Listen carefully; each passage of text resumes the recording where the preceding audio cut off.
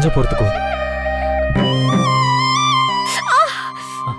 உங்க கையில நரம்பு கண்டுபிடிக்கிறது ரொம்ப கஷ்டமா இருக்கு.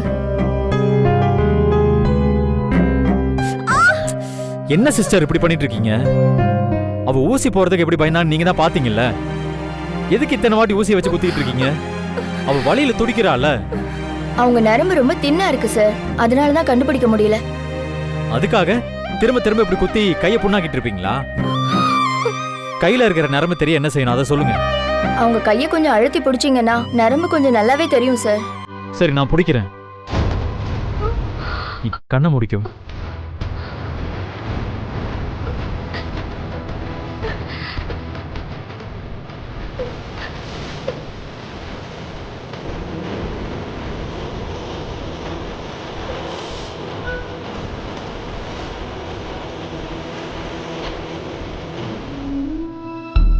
ரொம்ப வலிக்குதா நந்தினி?